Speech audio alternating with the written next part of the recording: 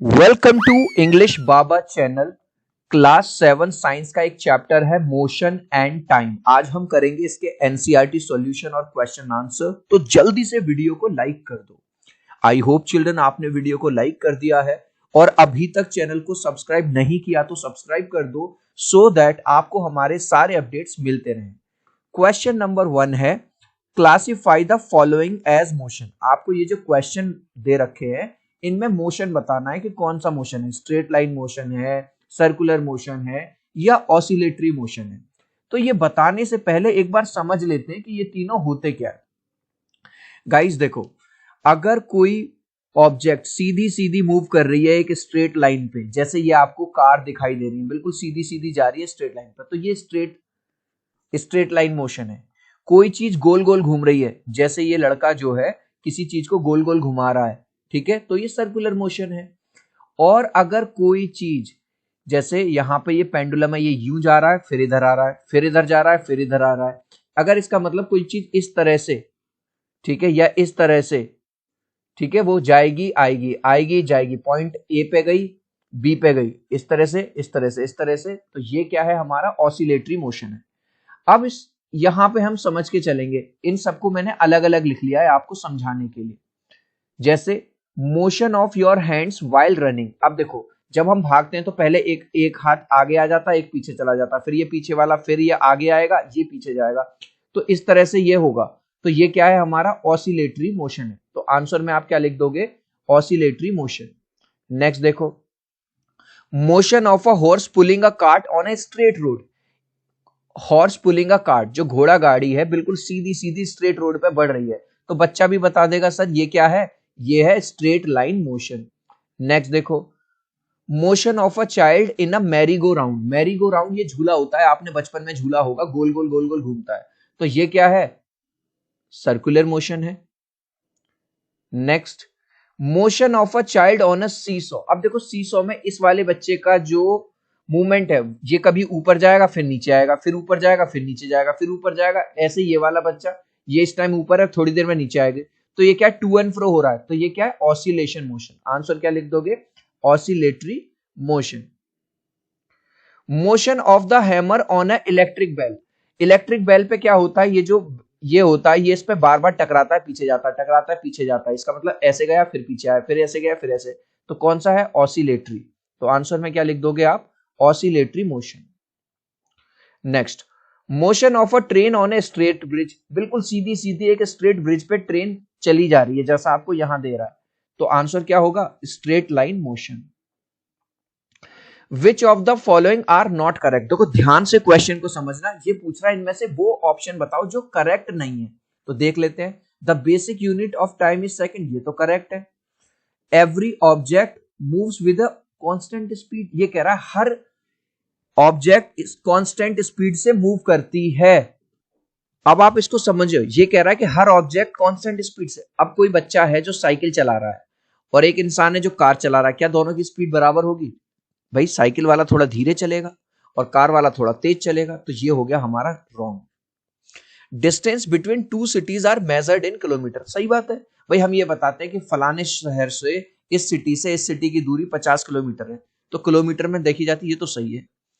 The time period of a given pendulum is constant. Pendulum क्या होता है, इस तरह से ऐसे गया ऐसे गया ऐसे गया, तो क्या ये कांस्टेंट रहेगी स्पीड, नहीं, एक टाइम ऐसा आएगा इसकी स्पीड धीरे धीरे कम होने लगेगी और एक टाइम पे आके बिल्कुल बंद हो जाएगी, तो ये भी हमारा रॉन्ग हो गया।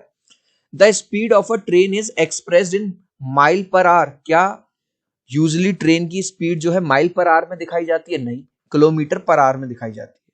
तो क्वेश्चन ये पूछ रहा था इसमें से नॉट करेक्ट कौन कौन से हैं। एक तो हमें मिला सेकंड, एक हमें मिला 4 और एक हमें मिला 5। तो आंसर में आप क्या लिख दोगे, जो सेकंड स्टेटमेंट है, सेकंड, 4 और 5, ये तीनों स्टेटमेंट इनकरेक्ट स्टेटमेंट है। A simple pendulum takes 32 seconds to complete 20 oscillations. Oscillation क्या होता है, ये आपने पढ़ा होगा, ये बॉब होता है, ये पेंडुलम है, जब ये एक चक्कर यहां से जाएगा और यहां तक कंप्लीट करेगा, इसको एक ऑसिलेशन कहते हैं।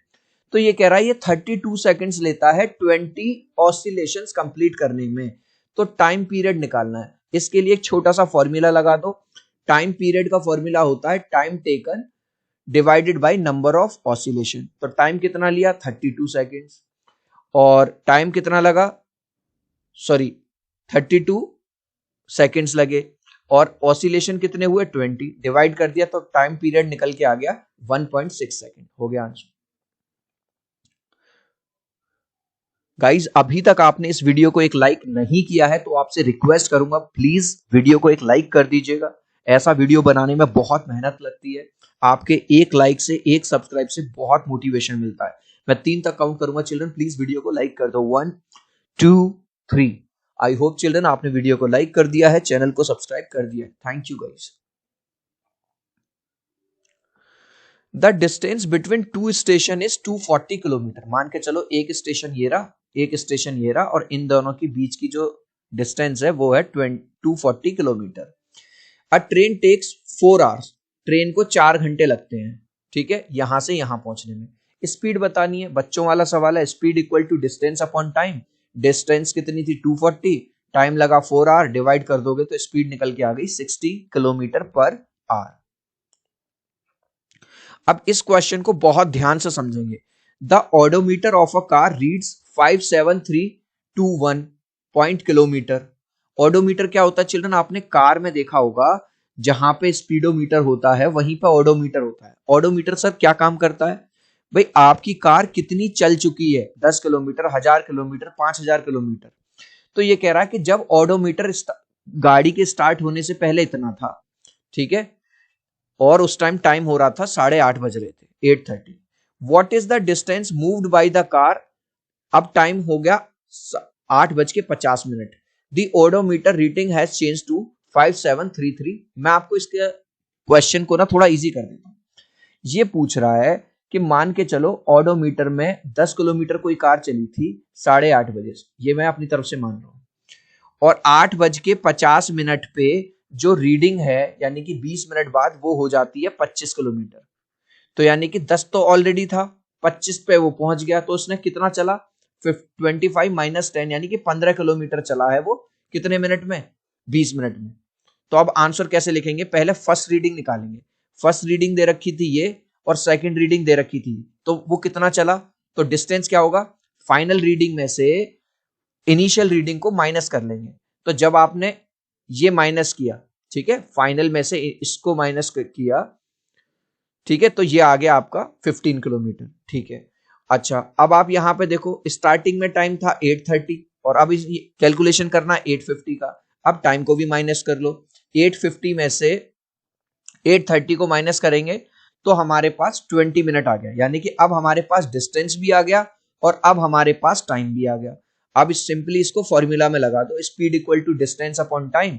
डिस्टेंस चली 15 किलोमीटर और टाइम लगा 20 मिनट, तो ये आ गया हमारा 0.75 किलोमीटर पर मिनट। अब इस क्वेश्चन को अगर आपने ध्यान से पढ़ा हो तो यहां पे ये कह रहा था स्पीड को आपको किलोमीटर पर आवर में भी बताओ, तो सेम डेटा हम यहां से पिक कर लेंगे। ये उठाया speed equal to distance upon time 15 kilometre. Children आपको पता होगा 20 मिनट में जो है 1/3 आवर होता है। बच्चा कहेगा सर कैसे, क्योंकि 1 घंटे में होते हैं 60 मिनट्स। समझ में आ गया, ये चीज समझ में आ गई या 20 मिनट को मैंने 1/3 कर दिया है आवर में। ये देखो 20 और 20 मिनट 20 मिनट 20 मिनट तब जाके पूरा 1 आवर बनता है। तो इसकी जगह हमने क्या लिख दिया, क्योंकि हमें आवर में कन्वर्ट करना है घंटे में, तो 1/3 लिख दिया। अब ये 3 ऊपर चला गया, 15 3 जा 45 और ये आ गया। अब स्पीड हो गई हमारी 45 kilometre per hour. Next question देखिए, Salma takes 15 minutes from her house to reach her school on a bicycle. ये है पॉइंट ए, ये है पॉइंट बी, ठीक है। सलमा को यहां से यहां जाने में 15 मिनट लग जाते हैं, ठीक है। If the bicycle has a speed of 2 metre per minute. अब उन्होंने स्पीड दे दी इस बार, देखो पिछली बार स्पीड पूछ रहा था, इस बार स्पीड उन्होंने दे दी हमें। कैलकुलेट द डिस्टेंस, डिस्टेंस बतानी है, तो सिंपल फॉर्मूला लगा दो, speed equal to distance upon time. Speed क्या हो गई, डिस्टेंस अपॉन टाइम। चिल्ड्रन आपने क्रॉस मल्टीप्लाई पढ़ा होगा, अब हमें डी निकालना है, तो एस और टी की मल्टीप्लाई कर देंगे तो डिस्टेंस क्या होगा, स्पीड मल्टीप्लाई टाइम, 2 मल्टीप्लाई 15, तो डिस्टेंस क्या आ गई 30 मीटर, आंसर है 30 मीटर। खत्म। Show the shape of the distance time graph on a motion in the following cases. आपको डिस्टेंस टाइम ग्राफ बनाना। A car moving with a constant speed. देखो constant का मतलब होता है कि जो स्पीड है वो चेंज नहीं हो रही, जैसे 60 किलोमीटर पर आवर पे चल रही है तो उसी पे चल रही है, ना उससे कम हो रही ना ज्यादा हो रही। तो भाई कांस्टेंट के लिए तो हमेशा एक स्ट्रेट लाइन बना दो, बस ऊपर लिख दिया डिस्टेंस, यहां लिख दिया टाइम, यहां डिस्टेंस, और ये हमने एक स्ट्रेट लाइन यहां पे खींच दी, काम खत्म। दूसरा पॉइंट समझेंगे। A car parked on a side road. जब कोई गाड़ी पार्क्ड है यानी खड़ी हुई है तो इसका मतलब इसकी स्पीड तो जीरो है। बोलो यस और नो। अगर कोई गाड़ी अपनी जगह से मूव ही नहीं कर रही, वो पार्क है, तो इसका मतलब वो चल ही नहीं रही, तो स्पीड तो जीरो हो गई। लेकिन 2 बजे आपने उस गाड़ी को पार्क किया और 5 बजे तक वो वहीं खड़ी रही, तो इसका मतलब टाइम तो चलता रहा, 3 घंटे हो गए। तो अब हम एक इस तरह से, यहां पे अब आप देखो डिस्टेंस तो इसकी जीरो रही है, जीरो, लेकिन टाइम चल रहा है, तो इस तरह का एक ग्राफ आप बना दोगे। आई होप ये दोनों ग्राफ आपको क्लियर होंगे। नेक्स्ट क्वेश्चन देखिए। विच of the following relation is correct. इनमें से स्पीड का फॉर्मूला कौन सा सही है, ये वाला सही है, speed equal to distance upon time. The basic unit of speed, basic unit पूछ रहा है, मीटर पर सेकेंड होती है, काम खत्म। चिल्ड्रन नेक्स्ट क्वेश्चन को देखिए, बहुत इजी है। A car moves with a speed of 40 kilometre per hour for 15 minutes. पहले कोई कार चल रही है, पहले तो उसकी स्पीड है 40 किलोमीटर, 40 किलोमीटर है 15 मिनट के लिए। And then with the speed of 60 kilometre, मतलब उसकी स्पीड बढ़ जाती है, वो 40 से फिर 60 पे चली जाती है अगले 15 मिनट के लिए। यानी कि दो, the total distance covered by car is, तो टोटल उसने कितनी डिस्टेंस चली, पहले 15 मिनट में 40 किलोमीटर गई, अगले 15 मिनट में 60 किलोमीटर गई। तो इस बार हम दो डिस्टेंस निकालेंगे। ठीक है, हमको पता है कि स्पीड का फॉर्मूला क्या होता है, डिस्टेंस अपॉन टाइम, हमने लगाया। तो डिस्टेंस क्या होगी भाई, डिस्टेंस निकालेंगे तो ये क्रॉस मल्टीप्लाई हो जाएगा, एस मल्टीप्लाई टी। ठीक है, तो एस क्या दे रखा है 40 किलोमीटर, हमने लिख दिया 40 किलोमीटर, और टाइम कितना दिया हुआ है 15 मिनट। अब 15 मिनट को अगर मुझे आर में, घंटे में कन्वर्ट करना है, तो 1 मिनट में 60 सेकंड्स होते हैं, तो मैं 60 से डिवाइड कर दूंगा। ठीक है, तो 15, ये 15 4 जा 60, ये आ गया 4 से जब डिवाइड किया 40 को तो ये आ गया 10 किलोमीटर। तो D1 क्या आ गई मेरी, 10 किलोमीटर आ गई। अब सेम हम अप्लाई करेंगे D2 के लिए। Speed equal to distance upon time हमने पता है, तो ये इस बार हम D2 निकाल रहे हैं। ठीक है, तो S मल्टीप्लाई T हो जाएगा। स्पीड इस बार क्या है 60 किलोमीटर है सर, लिख दिया। टाइम कितना लिया 15 मिनट। अब 15 मिनट को किस में, आर में कन्वर्ट करेंगे, तो ये क्या हो जाएगा 60 से डिवाइड करेंगे, 60 से 60 कट गया, आ गया हमारा 15। तो हमारी D1 निकल के आई चिल्ड्रन 10 किलोमीटर, D2 निकल के आई हमारी 15 किलोमीटर। तो टोटल डिस्टेंस क्या होगी D1 plus D2, 10 plus 15 equal to 25 kilometre. तो राइट आंसर क्या है हमारा 25 किलोमीटर।